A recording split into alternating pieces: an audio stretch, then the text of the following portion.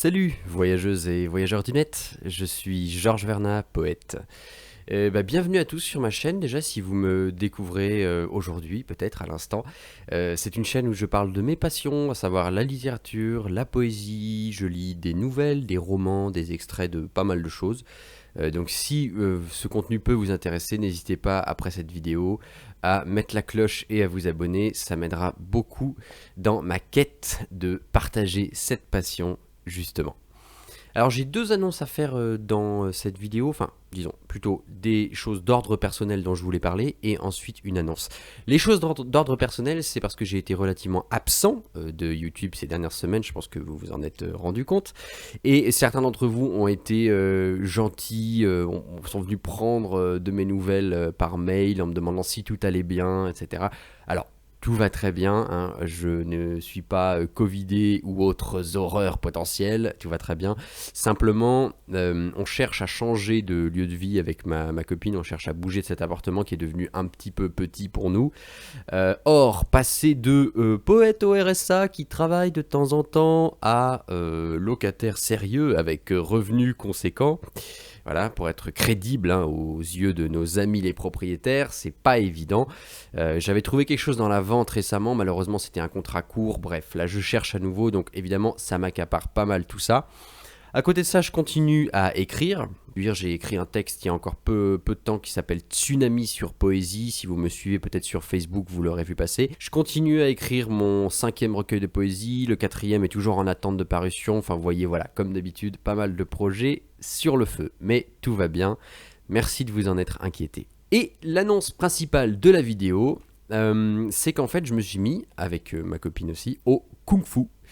Voilà, cet art un petit peu, cet art martial un peu nimbé de mystère qui vient de l'Orient, on pense tout de suite à Bruce Lee et autres. On est un petit club à côté de chez nous et on a rencontré sur place l'instructeur qui s'appelle Safe, enfin qu'on surnomme amicalement Safe mais qui s'appelle Saifeddin. Il est hyper sympathique, il est passionné par ce qu'il fait et donc moi en toute logique quand je vois quelqu'un de passionné j'ai envie de l'inviter dans mon émission de radio et donc il était invité de Coup de foudre épisode 4 qui avait lieu en début de mois et j'avais très envie de partager ça avec vous, de vous en parler un peu, de vous donner peut-être envie de découvrir l'émission, mais je pense que je peux quand même pas en parler dans cette tenue. Ah, c'est beaucoup mieux. Oui, bon, voilà, j'avoue, j'ai acheté une veste pour pratiquer le kung-fu sur Internet. Vous foutez pas de ma gueule, c'est important aussi. Hein. Quand on pratique un art martial, on a besoin de se sentir bien dans son... J'allais dire dans son kimono, non. Moi, j'ai fait du karaté pendant 7 ou 8 ans. Et c'est vrai que c'était important pour moi, le kimono, l'étoffe, sentir quand on bouge comme ça, l'étoffe qui réagit, le corps qui se sent bien. L'émission du coup, Coup de foudre, numéro 4, je vous le disais, on a invité Saifeddin El Alami Zerouni, notre instructeur de Kung Fu et ceinture noire, passionné. On l'a reçu en studio, il nous a parlé de son parcours de vie, hein, comme la plupart de nos invités, donc son trajet du Maroc à la France, son envie depuis tout petit de faire des arts martiaux, il a fait du karaté, il a fait de la boxe française, il a fait pas mal de choses. Et finalement, c'est le kung-fu qui l'a réellement passionné. Il nous en a parlé, il nous a parlé de sa fascination aussi pour le mythe du héros.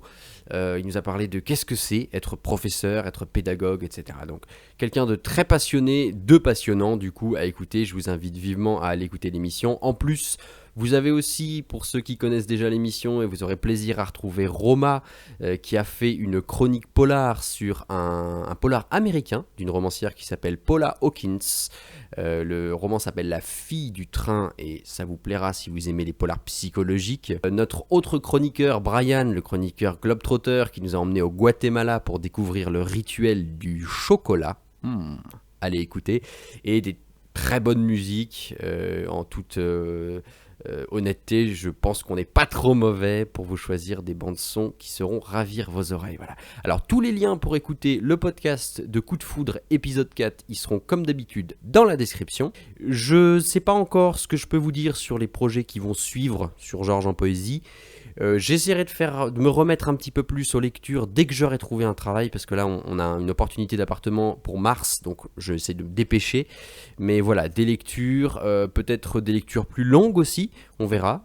Si vous avez envie de romans ou je sais pas, d'essais qui vous plaisent, n'hésitez pas à me le faire savoir en commentaire. Et en tout cas d'ici là, moi je vous souhaite une très belle vie, tout simplement. À très vite. Salut.